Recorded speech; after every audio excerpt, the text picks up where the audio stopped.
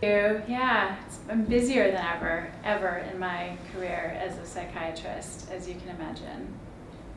Yeah, well, luckily, my personal life, several friends have had COVID-19, but they haven't suffered or had perilous outcomes or have gotten exposed. My personal life, it has affected me a decent amount, quarantining, staying home.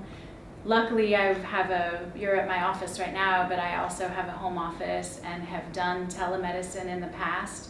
And so it was an easy pivot my first couple of weeks right after we shut down to be able to go onto telehealth, and my patients continued to see me. I didn't miss a beat.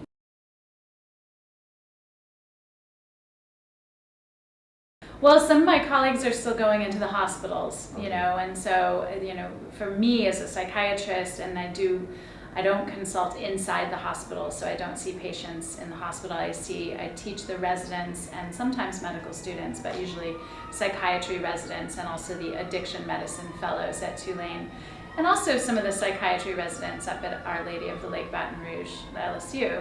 So we've just gone to online learning.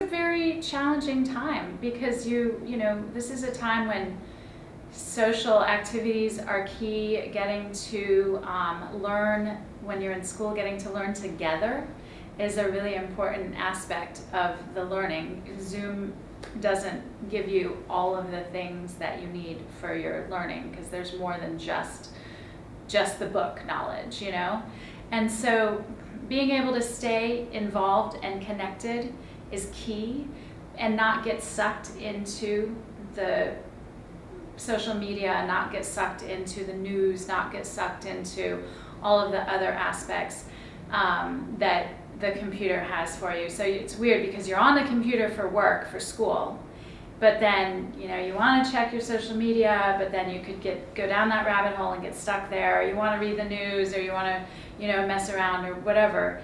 And really trying to limit the non-productive part of your computer time is key. We know that in kids get worse depression, worse outcomes in mental health if they're using computers, if they're using devices for non-learning activities for more than a couple hours a week. So we really need to try and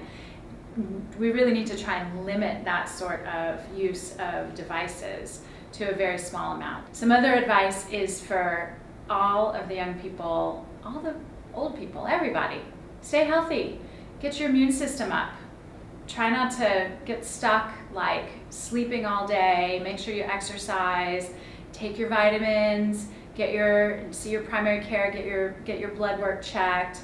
Don't eat too much junk food. Really try and stay healthy, because what you put in your body and how you exercise has a lot to do with your immunity. And so if we're worried about what coronavirus is going to do for our physical health in the long term, if we can boost our immunity, we can at least have a little bit of a leg up. Doesn't mean we're going to be immune to it. Doesn't mean that we're going to conquer it, but we can at least have a little bit of a head start. And then for mental health, that's what I see is really sinking a lot right now. And I think a lot of it is we've had 8 months of fear and confusion. But I also know that we've had 8 months of not really knowing what we're doing with schooling, and parenting might be kind of thrown out. Parenting might be different right now, And so there's a lot of confusion.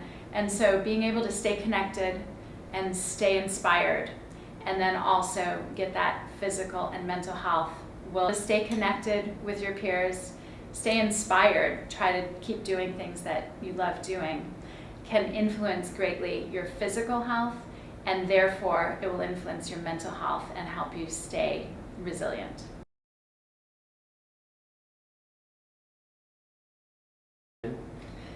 The anxiety is really bad right now, yeah. So I'm seeing adult ADD just crop its crazy head, because even for my patients that have been doing really well with attention disorders, and I have it treated, whether with medicine, with behavior, or with supplements, or a combination of those, now people are on the screens and they're not able to get that horizon. They're not able to get up and take a break. They're just not able to have this balance that maybe they had before. And the demands, I think, are harder for the workplace because you're on the screen and you're multitasking and you don't have a threshold to leave and go home to. So you don't have a breath before you go home. And so I'm seeing adult ADD just rear its head like crazy right now. People have longer days. I'm seeing so much anxiety, so much depression, but mostly my patients are really struggling with anxiety. And that could be panic attacks, that could be sleepless nights, that could be PTSD coming back because, you know, for those of us that remember other city traumas like Katrina, like that is a lot of people are re-experiencing the fear that comes with that, and there's a lot of nightmares. So it's all across the board.